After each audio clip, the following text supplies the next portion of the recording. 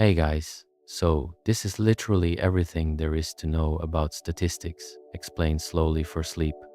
We are gonna take a look at the entire history of it, then we will take a look at how it works, from the easiest concepts to the hardest ones.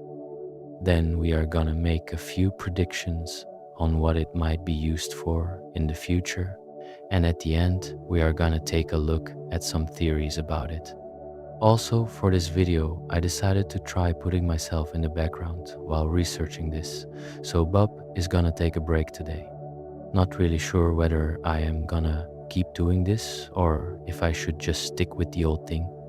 Let me know in the comments. Anyway, that's enough with this. Sit back, relax, and let's begin with everything there is to know about statistics. Okay, so here's the thing.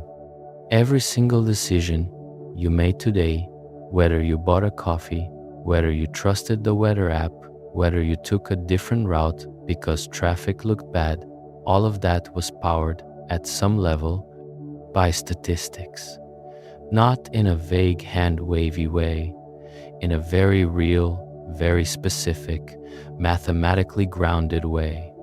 And most people walk through their entire lives never actually understanding how this tool works, how old it is, how messy its history was, how much its creators actually despised each other, how close we came multiple times to it developing completely differently. This is the story of statistics, and it begins way back. Imagine this. It's around 3,800 years before anyone is born who will eventually be called Jesus. You are a Babylonian official, and your entire job is figuring out how much food the empire needs this season. You've got livestock, you've got grain, you've got a population spread across a vast territory, and you need to make decisions. So what do? You count. You send people out across the land to tally up numbers. How many cattle, how many sheep, how many bushels of butter and honey and wool. And when they come back, you scratch those numbers into wet clay and let it dry. The Babylonians were doing this as far back as 3,800 BCE. And we know this because an example of one of those clay tiles is sitting right now in the British Museum. That right there was statistics. Not fancy statistics, not the kind that wins Nobel Prizes, but statistics in its most core form. Someone had a question about the world. They went and collected information, and they used that information to make a decision. That's it. That's the whole thing. Everything else we're going to talk about today is just building on top of that basic act. The Egyptians had their own version of this. Around 2500 BCE, they started using a form of census taking to figure out how many workers they needed to build the pyramids, and also to plan how to divide up the land after the Nile flooded every year. The Nile flooding was both catastrophic and totally predictable, and the Egyptians essentially had to resurvey the entire country after each flood season to figure out who owned what. That required keeping records. That required counting. That required math. The Romans took this to a whole other level. The word census actually comes from the Latin word censere, which means to estimate, and the Romans were absolutely obsessed with it. They ran a census every 5 years. They would call every man in the empire back to his place of birth to be counted. They wanted to know how many citizens there were, what property they owned, and from that they calculated taxes, tracked military strength, and made decisions about governance. The Roman census was, in its day, one of the most sophisticated data collection operations in the world. China was doing the same thing. The Han Dynasty renaissances in 2 CE, that's 2,000 years ago, and the surviving records show they counted 57.7 million people living in 12.4 million households. That level of detail is remarkable for the time. And in India, the political treatise called the Arthashastra, written around 300 BCE, described detailed methods for conducting population and agricultural censuses as part of running a state. The whole point was always the same. Power requires information. If you want to govern, you need to know what you're governing. But here's where it gets interesting. All of this early data collection was really just counting. It was descriptive. It answered the question, how much is there? But it didn't really ask, what does this mean? Or what will happen next? Or how confident should I be in this number? Those questions took a lot longer to show up. And the reason they showed up when they did is kind of wild. Let's jump to 14th century Europe, specifically to Florence, Italy. A man named Giovanni Villani, who was a banker and a government official, wrote a chronicle of the city of Florence that included something kind of unusual: actual statistics about the city, population numbers, economic data, how many children were in school, how much wool was processed. He was treating statistical information as something worth writing down, worth preserving, worth using to understand the city. Historians describe his book as one of the first places where statistics appears as something genuinely useful, rather than just a government tool. Around the same time, in medieval England, a project called the Domesday Book was being put together. William the Conqueror had just invaded England in 1066 and wanted to know exactly what he'd taken over. So he sent surveyors across the entire country to record who owned every bit of land, what it was worth, how many people lived there, what livestock was on it. The result was one of the most comprehensive surveys of a country ever taken up to that point. It wasn't a census in the modern sense, but it was the government treating data as something that could give you control. But still, none of this was what we would today call statistics. There was no theory behind it. There was no attempt to deal with uncertainty or to figure out how reliable a sample was, or to draw conclusions that went beyond just describing what you counted. That leap, that massive intellectual leap, happened in the 17th century, and it happened in a place you might not expect. It happened in coffee houses, and it started with gambling and death. Before we get to the gambling, we need to make a brief stop in 17th century London, because something happened there that doesn't get nearly enough attention in statistics classes. In 1662, a haberdasher, basically someone who sells hats and sewing supplies, named John Grant, published a book called Natural and Political Observations made upon the Bills of Mortality. The Bills of Mortality were weekly church records that London had been keeping since the early 1600s, listing causes of death around the city. They were originally meant to help track plague outbreaks so that wealthy people could flee to the countryside before things got too bad. But Grant read through 80 years of these records and started noticing patterns. He noticed that in every year, roughly the same fraction of deaths were from each cause. He noticed that slightly more boys were born than girls, but also that slightly more boys died young, so the ratio evened out by adulthood. He noticed that death rates were higher in the city than in the countryside.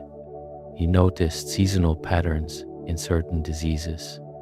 He constructed what is now called the first life table, a table showing the probability of surviving to each age, and used it to estimate the total population of London.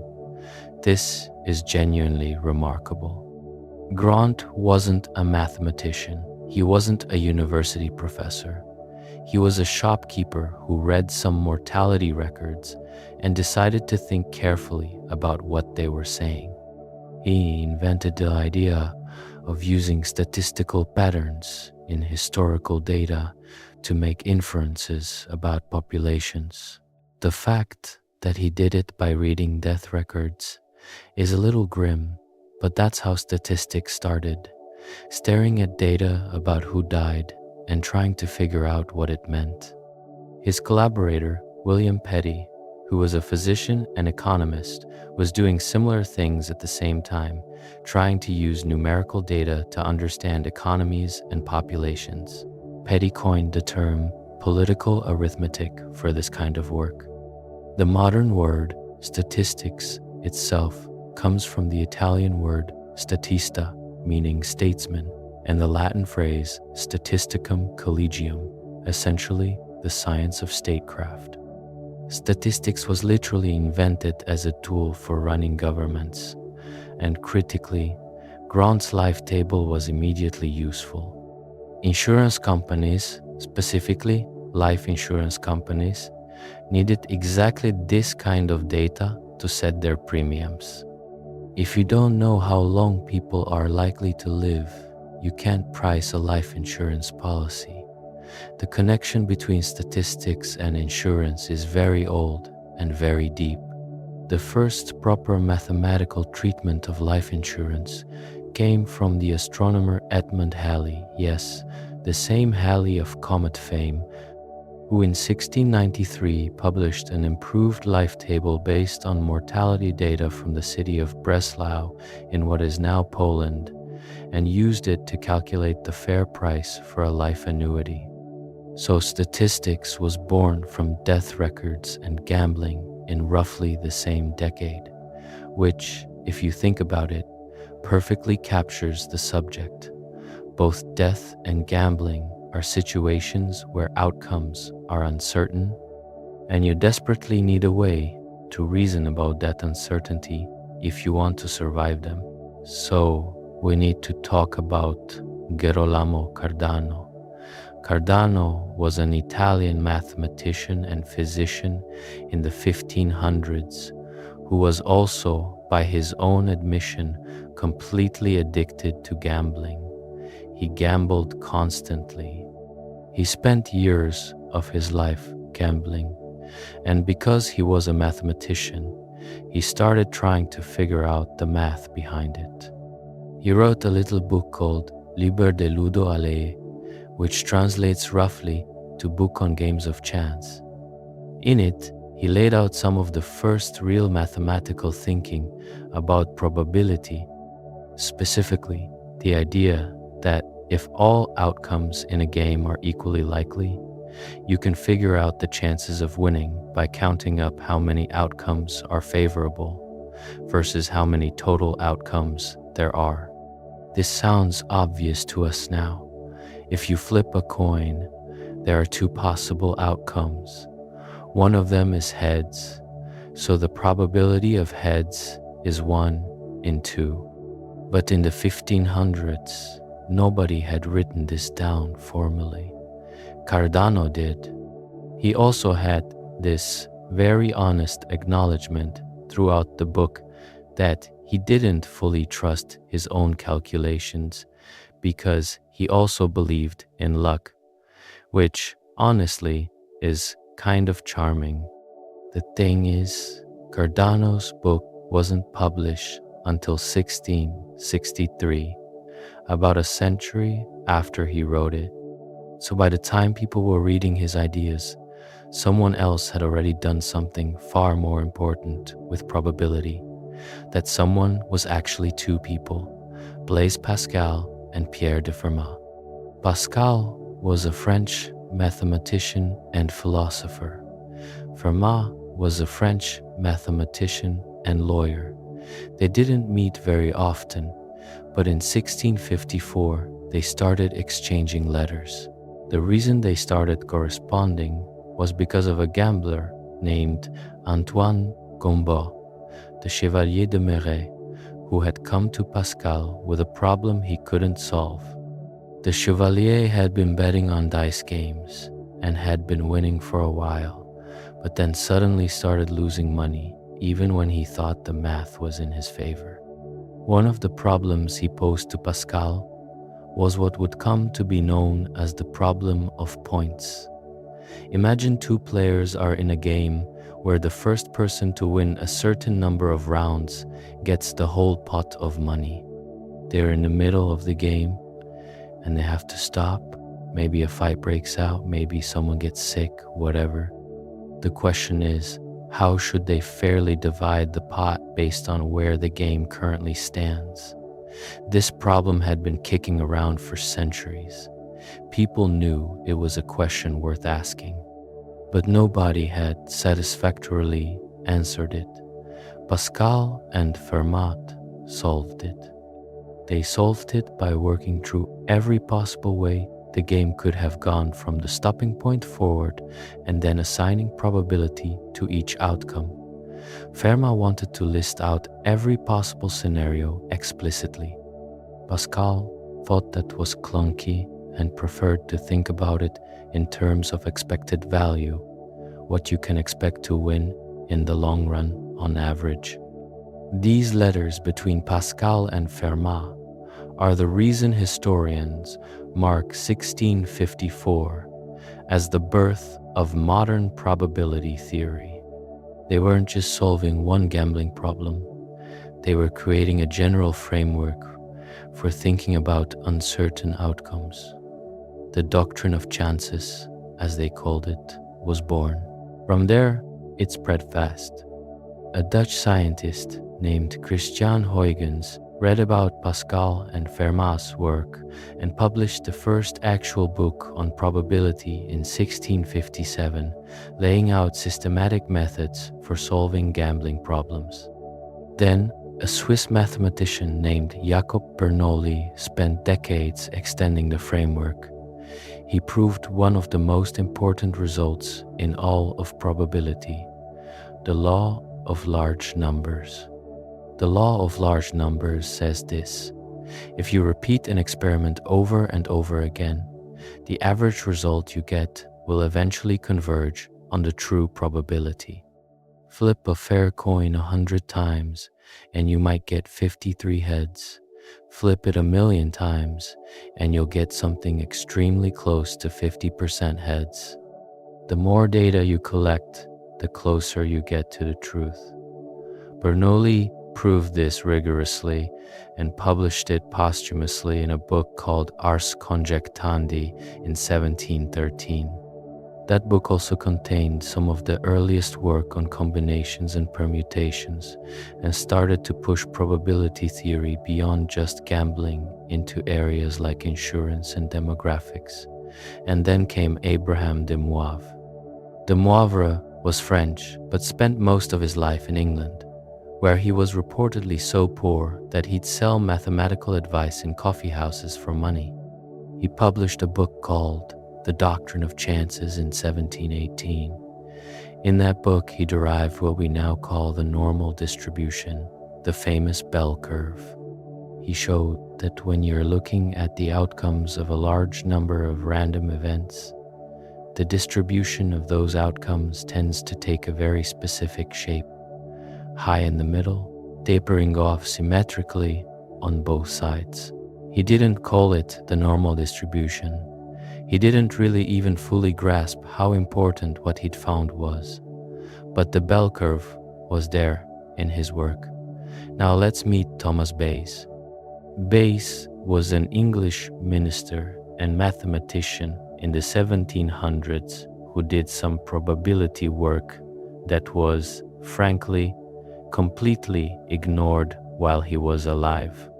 He died in 1761, and his most important paper was published posthumously in 1764 by a friend who found it among his papers. The paper was called An Essay Towards Solving a Problem in the Doctrine of Chances. It contained what we now call Bayes' theorem. Bayes' theorem answers a question that seems simple, but is actually surprisingly deep. How should you update your beliefs when you get new evidence? The theorem itself can be written out mathematically, but the intuition goes like this. You start with some initial belief about how likely something is. Maybe you think there's a 20% chance your friend is home based on whether their car is in the driveway.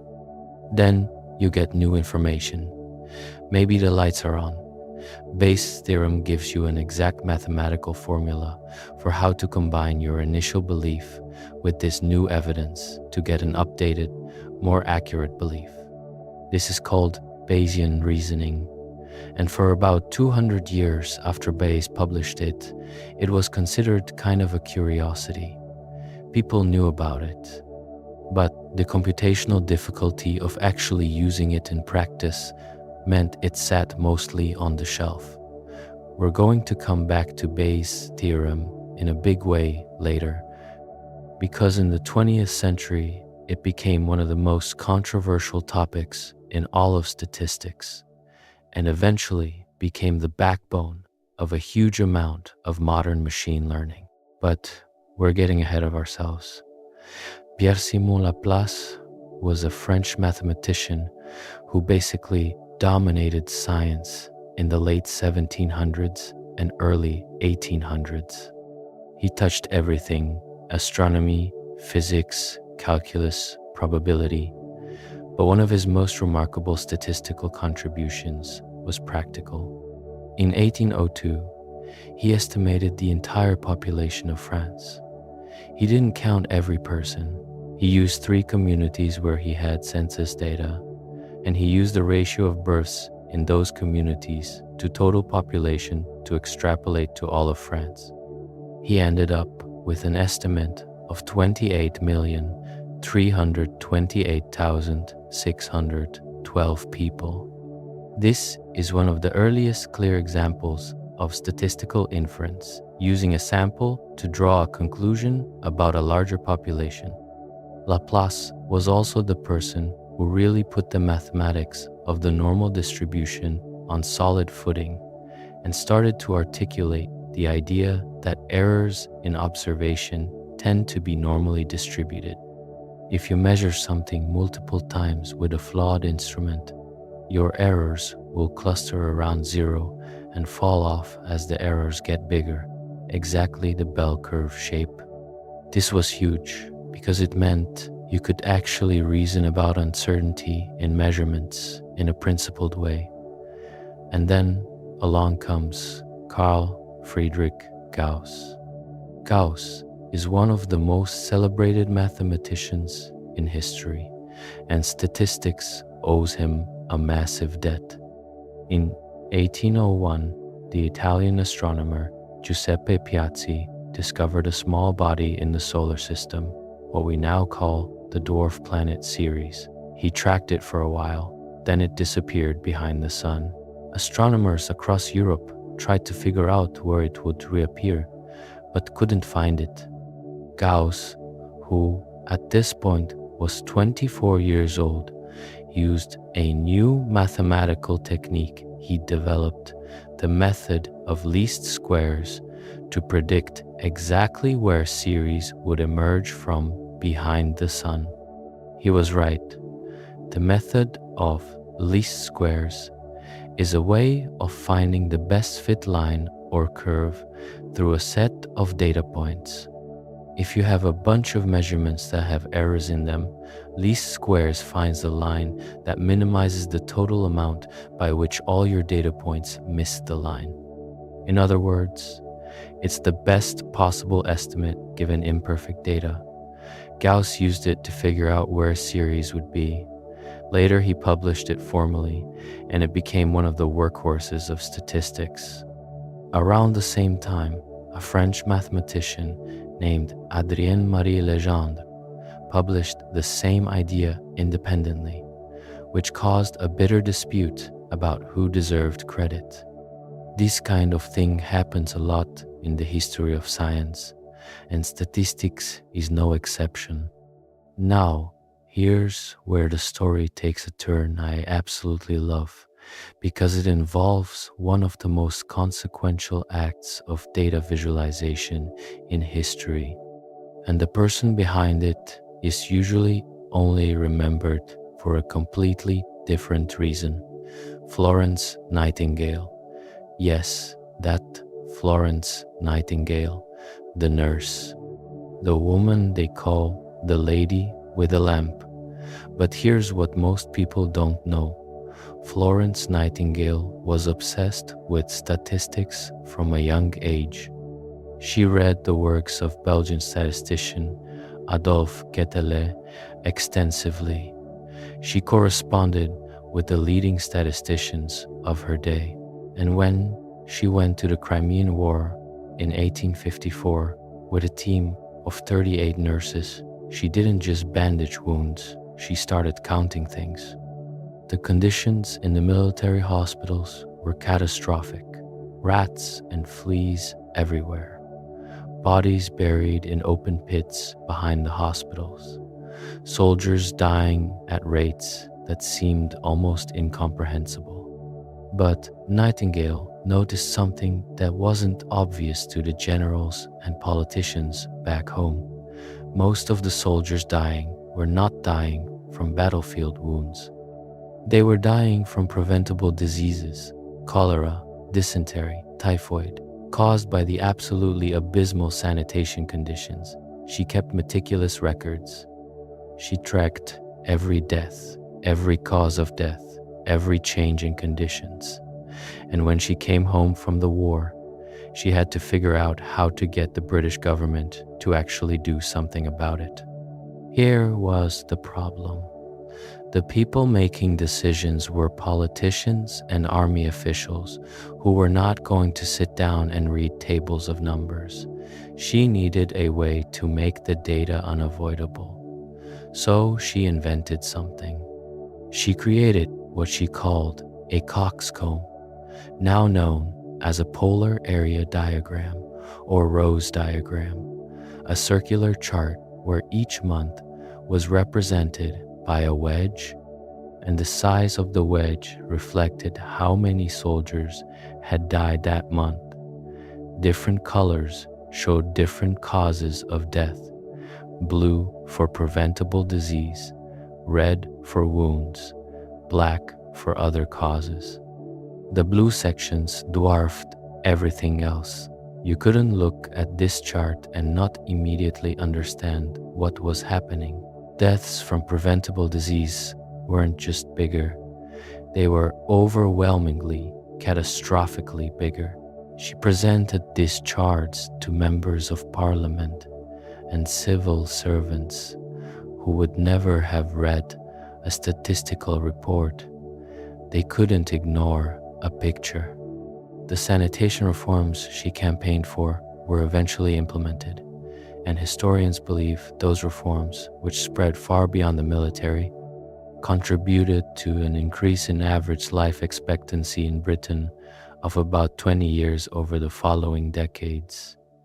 Nightingale became the first female member of the Royal Statistical Society. She is described as a true pioneer of data visualization, and she did it all in an era where women weren't supposed to be doing any of this. One quote of hers that I keep coming back to, when she compared statistics from 6 different official government sources about the same things, and none of them agreed with each other, she said, "It shakes one's confidence in their accuracy." She was frustrated by bad data. She was pushing for standardization, for consistency, for data quality. In the 1850s, 200 years later, and we're still having the exact same conversations. Let's now talk about the late 19th century, because this is when statistics started becoming a proper academic discipline rather than just something mathematicians did on the side. Francis Galton was a half-cousin of Charles Darwin and was absolutely obsessed with measurement. He measured everything: heights, weights, weather, fingerprints, mental faculties. He invented the concept of correlation, the idea that two variables can be mathematically related to each other, such that knowing one tells you something about the other. He also invented the concept of regression to the mean. If you take very tall parents, their children will tend to be shorter than them, not as short as average, but closer to average. The extremes pull back toward the middle over time. He called this regression toward mediocrity. The word regression in statistics still echoes that original usage. Galton's student Carl Pearson took everything Galton was doing and put it on a rigorous mathematical foundation. Pearson is one of the most important figures in the history of statistics, and also one of the most complicated and troubling. He invented the correlation coefficient, the number we call R, which runs from -1 to +1 and tells you how closely related two variables are. He developed the chi-squared test, one of the most widely used statistical tests in all of science.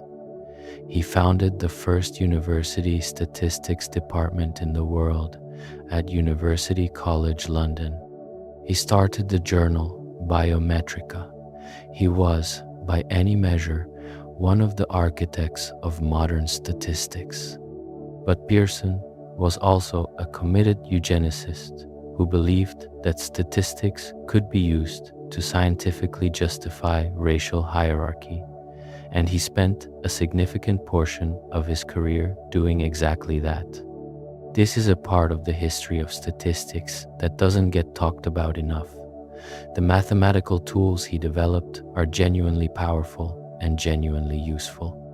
But the hands that built some of those tools were building them in service of some genuinely terrible ideas. Science and its tools can be separated from the ideology of their creators, but we should never pretend that ideology didn't exist. And here's a thread that runs through several parts of this history and deserves to be acknowledged explicitly. Some of the people who did the most to build statistical methods also used those methods, or the authority they derived from statistical thinking, to reinforce racism, classism, and ableism. Galton coined the term eugenics and dreamed of scientifically improving the human race by controlling who reproduced. Pearson built biometric statistics partly in service of that project. Fisher's genetics work was deeply influenced by eugenicist thinking. The discipline was not born pure. Understanding where these ideas came from and why smart people believed them and how badly they were wrong is part of understanding the history honestly. The flip side of this is that statistics has also been one of the most powerful tools available to people fighting injustice. Florence Nightingale used data to challenge the British military establishment. Anti-slavery campaigners in the United States used census data in the 1850s to argue against slavery. W.E.B. Du Bois, at the turn of the 20th century, produced some of the most stunning data visualizations in history. Hand-drawn charts and graphs showing the economic and social conditions of Black Americans to counter the racial pseudoscience that was being passed off as statistics at the time. Statistics can serve power or challenge it. The tool is neutral. The people wielding it are not. Pearson had a feud with just about everyone in statistics, but his most famous feud was with the man who would eventually overshadow him, Ronald Fisher. Ronald Fisher is considered by many historians to be the most important statistician who ever lived. He transformed not just statistics, but the entire practice of scientific research. He was also described by the people who worked with him as one of the most difficult, hostile, and combative scientists of his era. His feud with Pearson was so bitter that they refused to exchange correspondence, and Fisher had to wait until Pearson died to be able to publish some of his ideas in Biometrica. Fisher grew up in England and got a job as a statistician at an agricultural research station called Rothamsted in the 1920s. This is where he basically invented modern experimental design. At Rothamsted, they were trying to figure out things like which fertilizer makes crops grow better, but the problem was that fields are not uniform. Some patches of land are better than others. If you put fertilizer A on one field and fertilizer B on another, how do you know the difference in yield is from the fertilizer and not from the fact that one field was slightly better to begin with? Fisher's answer was randomization. If you randomly assign which treatment goes to which plot, then on average, all the other sources of variation even out. You can then compare the outcomes with confidence that any difference you see is actually due to the treatment and not to some other hidden factor. This idea, the randomized controlled experiment, became the gold standard of scientific research. It's the foundation of how clinical drug trials work today. Every time a new medicine is tested, the reason we trust the results is because Fisher figured out the right way to design the experiment in the 1920s. Fisher also developed the concept of maximum likelihood estimation, which is a way of figuring out the most probable value of an unknown parameter given your data. And he popularized the p-value, a number that tells you how surprising your results would be if there were no real effect. We're going to dig deep into what p-values actually mean in a bit, but the short version is, Fisher gave scientists a way to formally decide whether to take a result seriously or dismiss it as noise.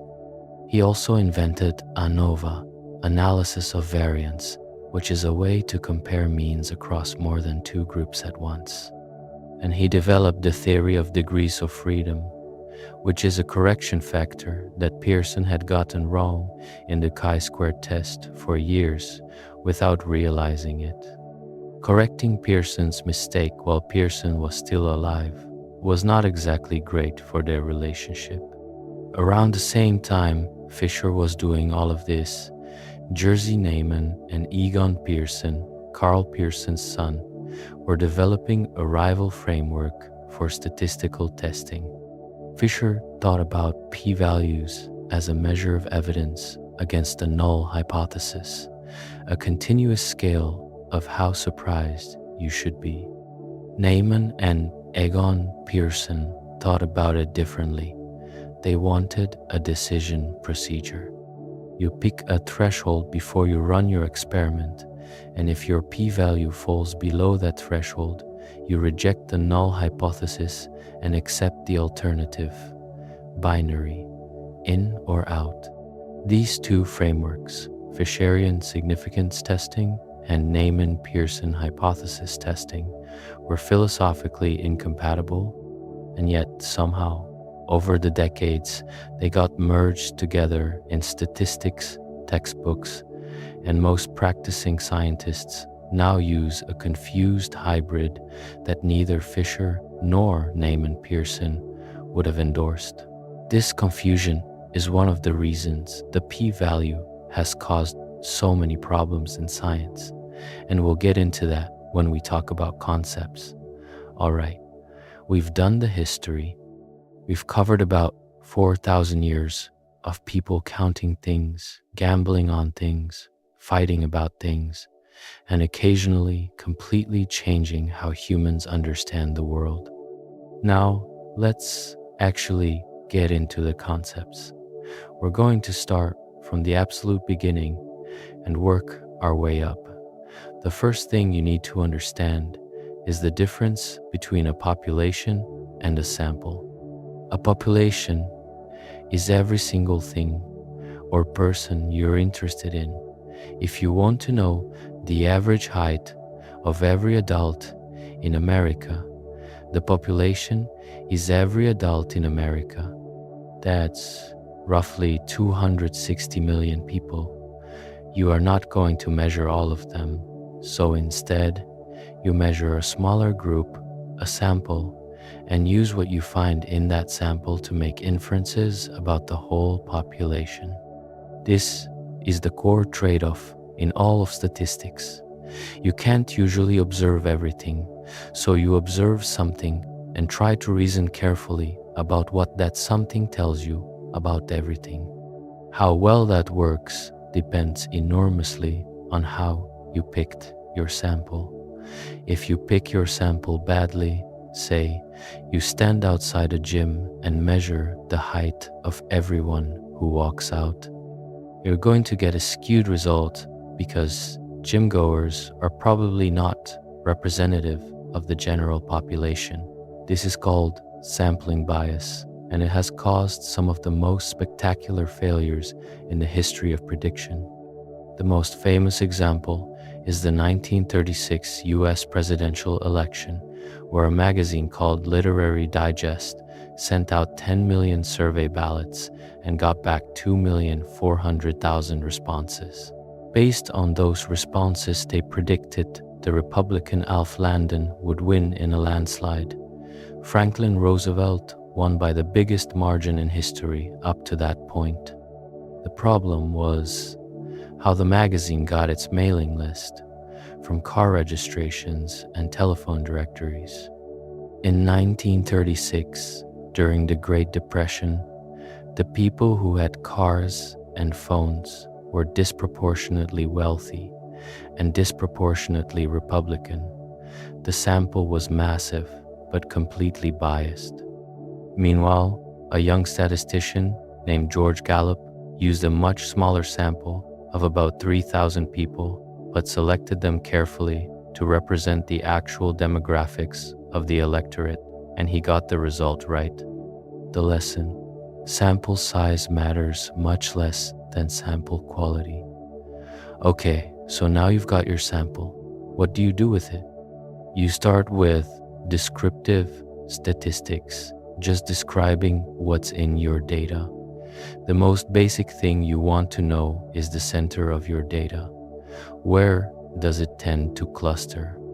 The most common way to measure this is the mean, what everyone just calls the average. You add up all your values and divide by how many there are. If 5 people have heights of 64, 66, 68, 70, and 72 inches, the mean is 68. But the mean has a problem. It's very sensitive to extreme values. If one of those 5 people is actually 7 feet tall, 84 inches, suddenly your mean shoots up to 70 inches, even though 4 out of 5 of your people are between 64 and 72. That one outlier drags the average up. That's why we also have the median. The median is the middle value when you sort your data. In that 5-person example, if you sort by height, the middle value is still 68, the same as the mean. But if that one person is 7 feet tall, the median is still 68, because 72 inches is still the third value when sorted. The median is much more resistant to extreme values.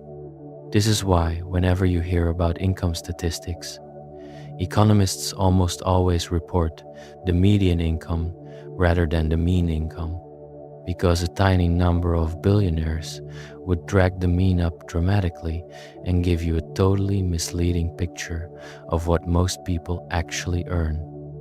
Then there's the mode, the value that appears most often. In a dataset with lots of repeated values, like survey responses on a 1 to 5 scale, the mode tells you the single most popular response. It's less commonly used in practice, but comes up constantly in categorical data, so you've got your center. Now you want to know about spread. How far do your values fan out from the center? Are all your data points clustered tightly, or are they spread way out? The simplest measure of spread is the range, the difference between the largest and smallest values. But like the mean, the range is very sensitive to extremes. One massive outlier makes the range huge. More useful is the variance. Variance measures the average squared distance of each data point from the mean. You take every value, subtract the mean from it, square the result, add up all those square differences, and divide by the number of values, or by the number -1. For reasons we'll get to, this is the degrees of freedom thing, Fisher-Fixed. The reason you square the differences is to make them all positive. A value above the mean and a value below the mean should both contribute positively to your sense of spread, not cancel each other out. The standard deviation is just the square root of the variance. This is the most commonly used measure of spread because taking the square root brings you back into the same units as your original data. If you're measuring heights in inches, the variance is in square inches, which is a weird concept, but the standard deviation is back in inches. Small standard deviation means your data is tightly packed around the mean. Large standard deviation means it's spread out. And this matters a lot when you're trying to understand what your data is telling you. Now, let's talk about the bell curve, because this is where everything in statistics starts to get connected.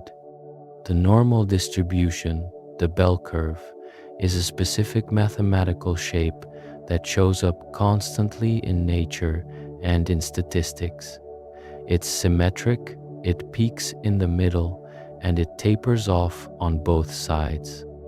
The exact shape is described by two parameters: the mean, which controls where the peak is, and the standard deviation, which controls how wide the bell is.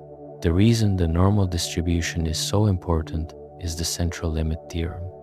This is possibly the single most important theorem in all of statistics, and it says this: if you take a sample from almost any population and calculate the mean of that sample, and then do that over and over again many times, the distribution of those sample means will be approximately normal, regardless of what the original population looked like. Let me say that again, because it's wild. You could have a population that's shaped like anything, skewed, lumpy, bizarre, totally non-normal. But if you take enough samples and compute the mean of each one, the distribution of those means will be a bell curve. The more data you have in each sample, the more perfect the bell curve becomes. This theorem is what allows so many statistical methods to work. It's what justifies using the normal distribution to make inferences about all kinds of data that don't themselves follow a normal distribution. To get your head around why this is true, think about it this way. When you average a bunch of numbers, extreme values get diluted. If one person in your sample of 1,000 is unusually tall. Their height gets averaged in with 999 other heights and barely moves the needle. But if you only have a sample of 2 people, that one tall person has a huge effect. The bigger your sample, the more the average gets pulled toward the population mean, and the less any single weird data point can skew it. Averaging is the world's most effective outlier killer. Demoivre glimpsed this in the 1700s. Laplace proved a version of it in the early 1800s. The fully general version, the one that works for the widest class of distributions, was proved by mathematicians in the early 20th century, including a rigorous proof by George Polya in 1920. The central limit theorem is why so many things in nature look like bell curves. Heights of people, measurement errors, IQ scores, blood pressure readings, all of these are the result of many small independent influences added together. Each individual influence might be non-normal, but when you add many independent non-normal things together, the result tends toward normal. It's the mathematical reason why the normal distribution appears everywhere in nature. The world is full of things that are sums of many small effects. The normal distribution also has this beautiful property with standard deviations. About 68% of all your data will fall within one standard deviation of the mean. About 95% will fall within 2 standard deviations, and about 99.7% will fall within 3 standard deviations. This is called the 68-95-99.7 rule, or sometimes the empirical rule. It means that if something is 3 standard deviations away from the mean, it's a genuinely rare event. It would happen less than 3 times out of 1,000 by chance. But here's an important caveat that the history of quantitative finance learned the hard way. The normal distribution has what are called thin tails. It assigns essentially 0 probability to events far from the mean. Real-world data often has fat tails. Extreme events happen much more often than the normal distribution would predict. The 2008 financial crisis was caused partly by models that assumed normally distributed risk when the actual risk distribution had much fatter tails. The mortgage defaults that triggered the crisis were modeled as essentially independent events with small correlations. In reality, they were highly correlated. When the housing market started collapsing, everything collapsed together. The models said the probability of that kind of simultaneous correlated failure was so small it was essentially impossible. And then it happened. This is the lesson. The normal distribution is a magnificent tool. It's also a hammer, and not every problem is a nail. Next, let's get into probability itself, because probability and statistics are deeply intertwined. They're basically 2 sides of the same coin. Statistics goes from data to general conclusions about the world. Probability goes from a known model of the world to predictions about what data you'd expect to see. Probability is always a number between 0 and 1. 0 means impossible, 1 means certain. Everything else is somewhere in between. The probability of rolling a 6 on a fair die is 1 in 6, because there are 6 equally likely outcomes, and one of them is the one you want. When you have multiple events, you need to think about how their probabilities combine. If 2 events are independent, the outcome of one doesn't affect the other, you can multiply their probabilities together. The probability of rolling 2 sixes in a row is 1/6 times 1/6, which is 1 in 36. If two events are mutually exclusive, they can't both happen at the same time. You add their probabilities. The probability of rolling either a 5 or a 6 is 1/6 plus 1/6, which is 2 in 6 or 1 in 3. When events are not independent, things get more complicated. This is where conditional probability comes in. The probability of A given that B has already happened is written the probability of A given B, and the relationship between these conditional probabilities is exactly what Bayes' theorem formalizes. Let's do a classic example that breaks most people's brains the first time they see it. The mammogram problem. Say a new test for breast cancer is 90% sensitive, meaning if you have cancer, there's a 90% chance the test comes back positive. It's also 90% specific, meaning if you don't have cancer, there's a 90% chance the test comes back negative. Sounds pretty good, right? Now, breast cancer affects about 1% of the population at any given screening. If you take the test and it comes back positive, what's the probability you actually have cancer? Most people guess around 90%. The answer is actually about 8%. Here's why. Imagine 100,000 women get screened. 1,000 of them actually have cancer. Of those 1,000, 900 will test positive, 90% sensitivity.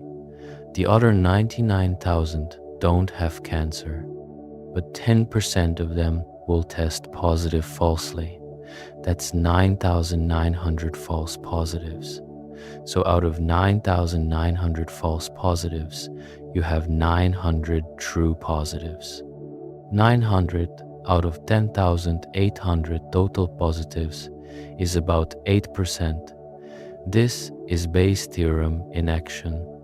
Your prior, the base rate of 1%, matters enormously. When a disease is rare, even a very good test produces a lot of false positives relative to true positives. This is why doctors don't just give mammograms to everyone starting at age 20. The base rate is so low in young women that the test generates more false alarms than real detections.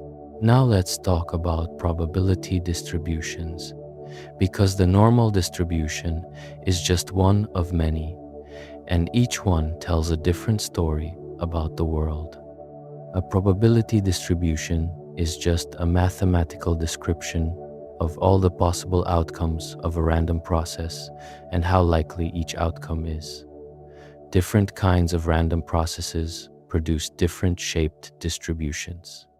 The binomial distribution describes the number of successes in a fixed number of independent trials, where each trial has the same probability of success. If you flip a coin 100 times, the number of heads you get follows a binomial distribution. With a fair coin and 100 flips, you'd expect around 50 heads, but you might get anywhere from 30 to 70, and it wouldn't be shocking.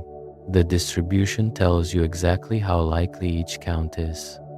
The Poisson distribution, developed by the French mathematician Siméon Denis Poisson in 1837, describes the number of times a rare event occurs in a fixed interval of time or space. When the events happen at a constant average rate and independently of each other, how many emails do you get in an hour?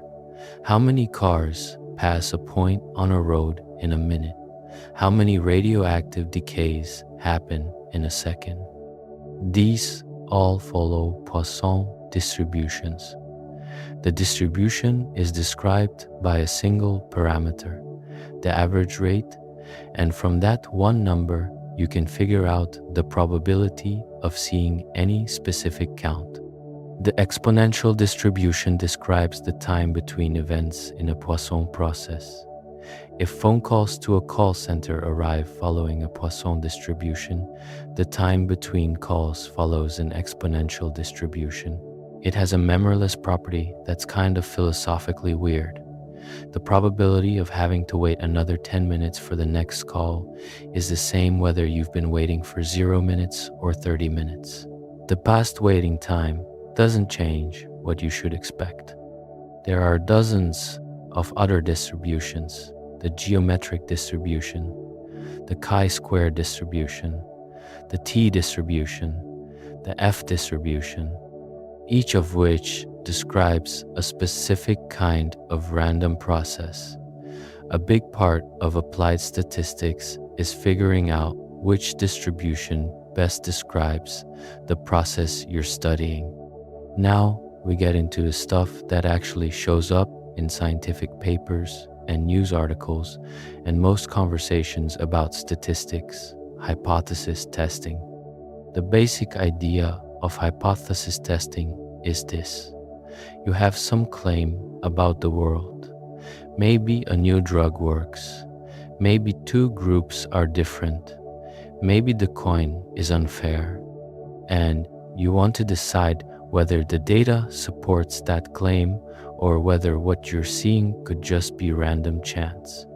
You start with what Fisher called the null hypothesis. The null hypothesis is always the boring default answer. There's no effect, no difference, no relationship. The drug doesn't work, the groups are the same, the coin is fair. This is your starting assumption. Then you look at your data and ask, how surprising would this data be if the null hypothesis were true? This is where the p-value comes in. The p-value is the probability of getting data as extreme as what you observed, or more extreme, assuming the null hypothesis is true. A small p-value means your data would be very surprising if the null were true. A large p-value means your data is pretty consistent with what you'd expect if the null were true. By convention, and this convention comes from Fisher, a p-value below 0.05, 1 in 20, is considered statistically significant. This threshold is completely arbitrary. Fisher himself said it was just a rough guide, but it became enshrined in scientific practice, and for decades it was treated as a magical line. Get below 0.05 and your result is real. Get above it and your result doesn't exist. This has caused enormous problems. Researchers started treating p equals 0.049 as proof and p equals 0.051 as failure. They'd run multiple analyses, find the one that gave them a low p-value, and report only that one, a practice called p-hacking. They'd keep collecting data until they crossed the threshold. The result was an enormous replication crisis in science, where studies that had been published with statistically significant results couldn't be replicated when other researchers tried to reproduce them. In psychology alone, a major project in 2015 tried to replicate 100 published studies. Only about 40% of them produced statistically significant results the second time. 40%. And the average effect size, how big the effect was about half what the original studies claimed. This doesn't mean statistics is broken. It means that statistics is a tool, and like any tool, it can be misused. The p-value is telling you something real. It's just telling you something much more limited than most people think. A p-value below 0.05 does not mean the effect is real. It doesn't mean the effect is important. It just means your data would be unusual if there were no effect at all. That's it. The American Statistical Association published a statement in 2016 clarifying what p-values do and don't mean, and it basically said, please stop thinking of p equals 0.05 as a pass or fail threshold. Look at effect sizes, look at confidence intervals. Think about whether the result makes sense given everything else you know. A confidence interval is another core tool in statistics that gets misunderstood almost as often as the p-value. A 95% confidence interval for a parameter is a range of values constructed in such a way that if you repeated your study many times, 95% of the intervals you constructed would contain the true value. Here's the part that messes people up. This does not mean there's a 95% chance the true value is in your specific interval. The true value is fixed. Your specific interval either contains it or it doesn't. What the 95% refers to is the procedure. The fact that if you use this procedure over and over again, 95% of the time it produces intervals that capture the truth. This is a frequentist interpretation, and it's genuinely confusing. Bayesian statistics handles this differently. In a Bayesian world, you can actually say there's a 95% probability the parameter is in this range, because Bayesians are willing to assign probability directly to unknown values. But we're getting ahead of ourselves again. Let's go back and talk about two of the most commonly used and commonly misunderstood concepts in all of science: correlation and causation. Correlation is a measure of how strongly two variables move together. Pearson's correlation coefficient, R, ranges from -1, they move in perfectly opposite directions, to +1, they move in perfect lockstep. 0 means no linear relationship. The most important thing you'll ever hear about correlation is this: correlation does not mean causation. Two things can be correlated for reasons that have nothing to do with one causing the other. The classic examples are delightful. Ice cream sales and drowning rates are positively correlated. When ice cream sales go up, drownings go up too. Does ice cream cause drowning? Obviously not. Both are caused by a third variable: hot weather. When it's hot, more people eat ice cream and more people go swimming, so both go up together. Or, my personal favorite, there is a strong correlation between the number of Nicolas Cage films released in a year and the number of people who drowned in swimming pools. Both were collected as real data. Both show a real correlation. The correlation is completely meaningless. But here's where it gets tricky. Correlation can be a clue that causation exists, even if it isn't proof. Smoking and lung cancer were correlated in observational studies for decades before we fully understood the mechanism. Some scientists, notably and sadly Ronald Fisher, argued for a long time that the correlation might be explained by a common genetic factor that both causes people to smoke and makes them more susceptible to cancer. He was wrong, but his point that correlation alone isn't proof was technically correct. To establish causation, you need to do something more. The gold standard is a randomized controlled experiment. Randomly assign people to the treatment or control group, and any difference you see is caused by the treatment. When that's not possible, you can't randomly assign people to smoke.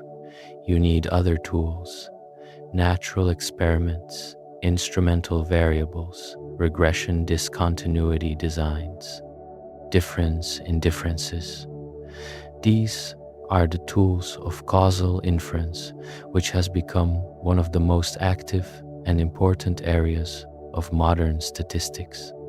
Let's talk about regression, which is one of the most workhorse tools in applied statistics.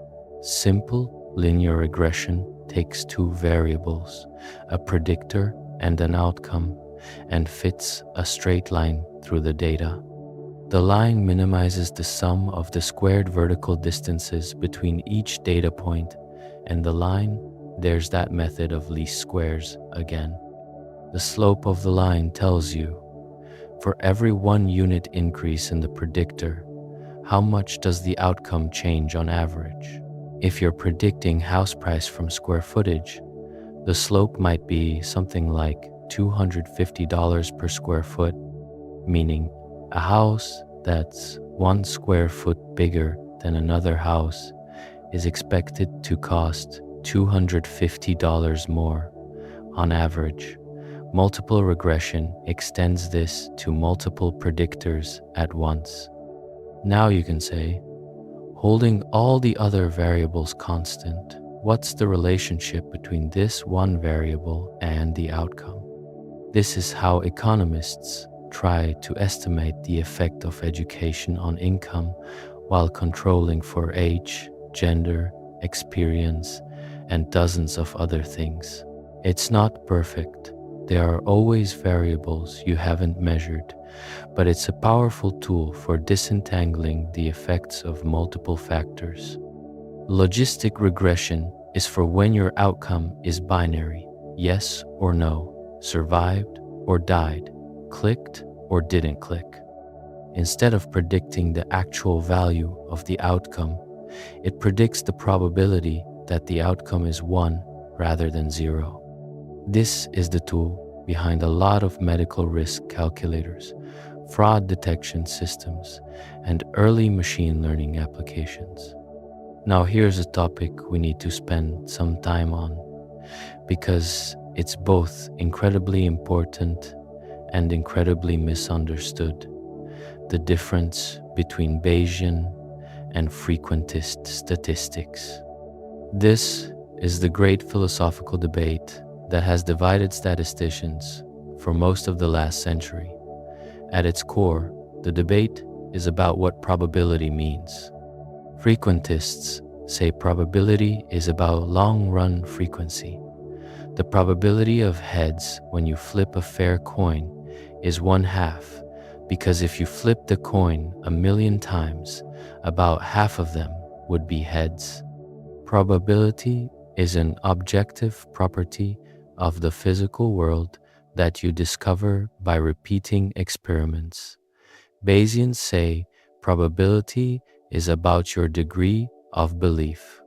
Probability is a way of quantifying how certain you are about something. You can assign a probability to a one-time event, like what's the probability it rains tomorrow, because probability represents your uncertainty about the world, not just the frequency of repeated events. This difference in philosophy leads to completely different mathematical approaches. In frequentist statistics, the parameters of your model, like the true mean of a population, are fixed but unknown numbers. You can't assign them a probability distribution. You collect data and estimate them. The data is random, the parameters are fixed. In Bayesian statistics, you can assign a probability distribution to the parameters themselves. You start with a prior distribution, your initial beliefs about what the parameter might be, before you see any data. Then you collect data. Then you update your beliefs using Bayes' theorem to get a posterior distribution, your updated beliefs about the parameter after seeing the data. The posterior becomes your answer. And it's actually a full probability distribution not just a point estimate with error bars. You can say things like, there's a 90% probability the parameter is in this range, and mean it in a direct, intuitive sense. The frequentist complaint about Bayesian statistics is, where does your prior come from? If you choose a prior that strongly biases your analysis toward one answer, you're baking your conclusions into your starting assumptions. That's not objective science. The Bayesian complaint about frequentist statistics is p-values are deeply unintuitive, constantly misinterpreted, and the whole setup of null hypothesis testing is philosophically incoherent.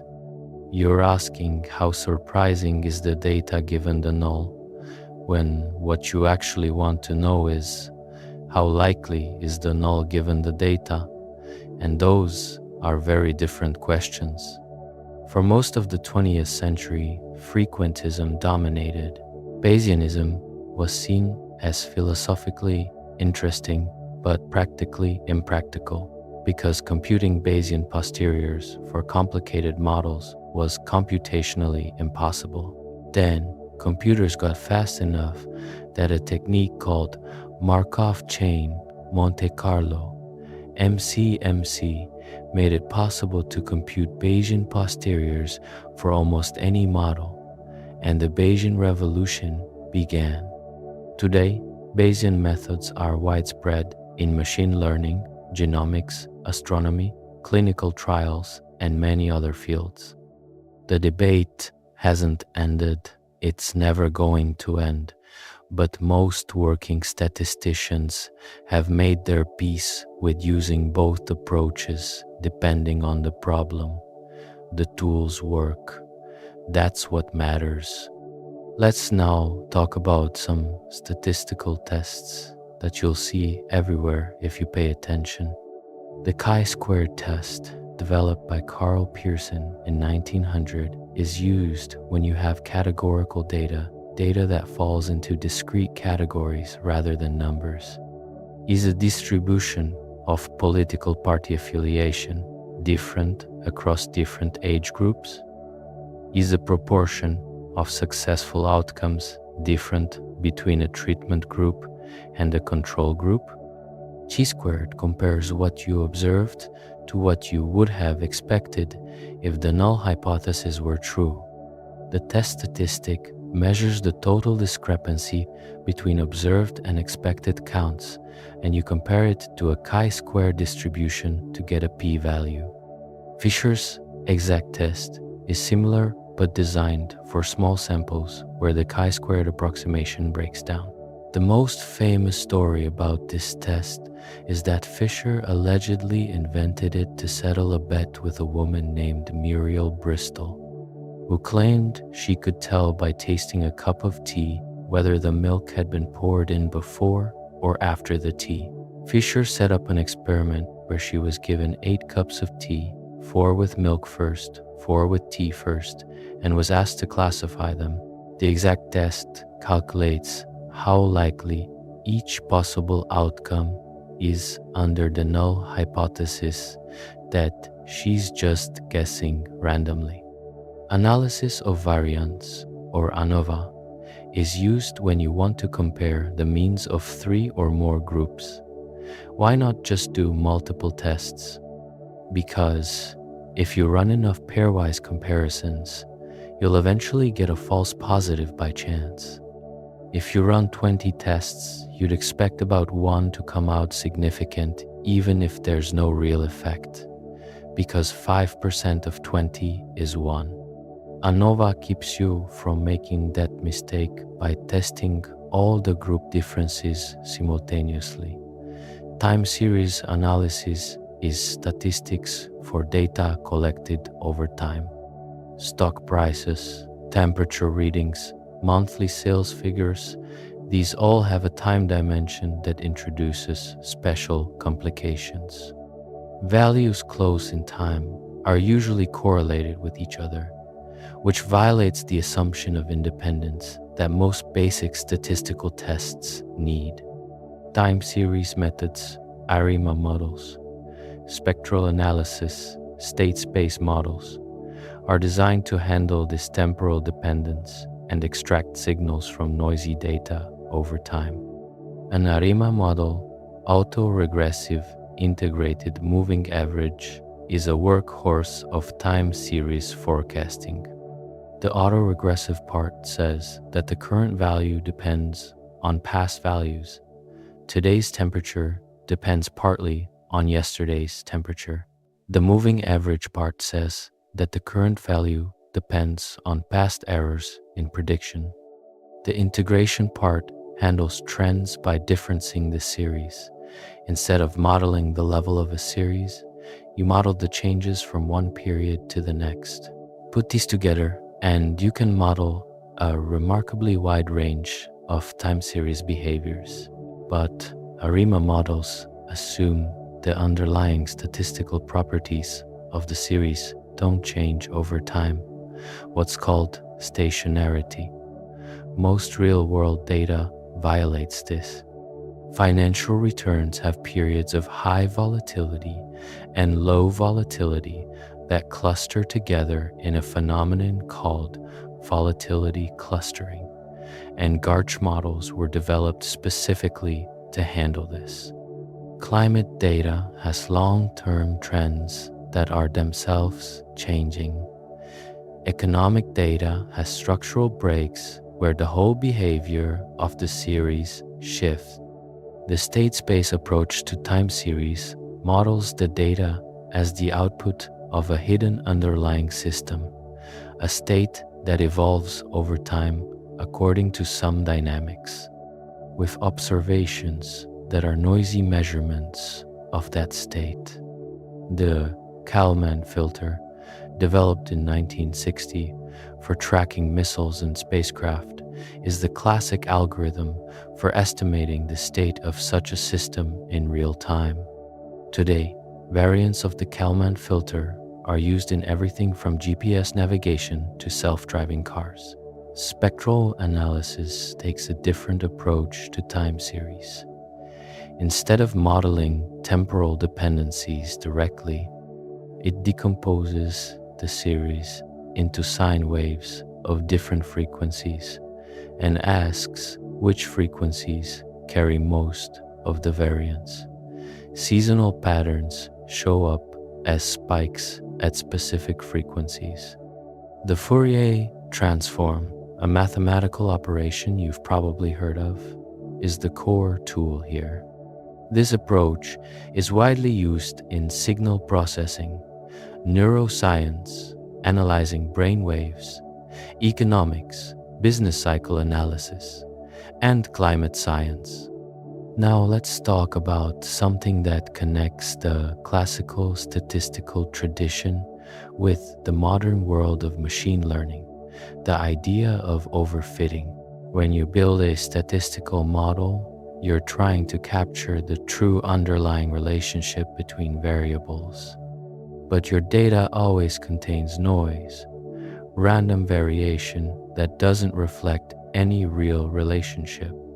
If you make your model too complex, it starts fitting the noise along with the signal. Your model looks amazing on the data you use to build it, but performs terribly on new data because it's learned the random quirks of your training set rather than the actual pattern. This is overfitting, and it's one of the central challenges in all of modeling and machine learning. The classical statistical solution was to use simple models and penalize complexity. Add a parameter to your model only if it substantially improves fit. Use parsimony as a guide. Machine learning took a different approach. Models in machine learning, neural networks, random forests, gradient-boosted trees are often wildly complex, with millions or billions of parameters. They should overfit catastrophically, but clever techniques prevent them from doing so. Regularization mathematical penalties for complexity, drop out randomly ignoring parts of the model during training, and crucially, validation on held-out data that the model never sees during training. Instead of measuring how well the model fits the training data, you measure how well it predicts on data it's never seen before. This difference in philosophy, constraining complexity mathematically versus controlling it through validation, is one of the dividing lines between traditional statistics and machine learning. They've been converging in recent years, with statisticians borrowing ideas from machine learning and machine learning borrowing more rigorous uncertainty quantification from statistics. Let's zoom out for a second and talk about big data, because it's changed the nature of statistical problems in ways that are still being worked out. For most of the history of statistics, the problem was that you didn't have enough data. Samples were small, measurements were expensive. Every data point was precious, and the whole edifice of statistical theory was built around getting the most out of limited samples. Now the problem has flipped. We have more data than we could ever process. Every time you click on a web page, that click is recorded. Every transaction you make is logged. Every step your phone tracks. Every sensor in every factory. The problem now is not having too little data. It's having so much data that just storing and organizing it is a challenge, and making sense of it requires completely different tools. Big data changes the meaning of statistical significance in weird ways. When you have 1,000,000 data points instead of 100, you have enough statistical power to detect effects that are so tiny they don't matter. The difference in click-through rates between two versions of a button might be 0.01%, completely irrelevant for business decisions. But with enough data, it'll be statistically significant, with p essentially equal to 0. Statistical significance and practical significance are not the same thing, and with big data, they can diverge dramatically. At the same time, big data brings its own biases and problems. The data you collect is not a random sample of reality. It's a sample of what you happen to measure, from the people who happen to use your platform, in the contexts where they happen to be observed. Amazon's purchase data tells you a lot about people who buy things on Amazon. It tells you much less about people who don't use Amazon, or about purchases that happen in stores, or about why people chose not to buy something. Big data can give you extraordinarily precise answers to very specific questions, while leaving you completely blind to other questions. Now, let's get into the deep end. Modern statistical methods that sit right on the edge between classical statistics and machine learning. Regularization is a technique for preventing overfitting by adding a penalty for complexity directly into the objective function you're optimizing. Rich regression adds a penalty proportional to the sum of squares of the coefficients. Lasso regression adds a penalty proportional to the sum of absolute values of the coefficients, and has the interesting property that it drives some coefficients all the way to 0, effectively removing variables from the model. These methods were developed by statisticians, but became hugely important in machine learning.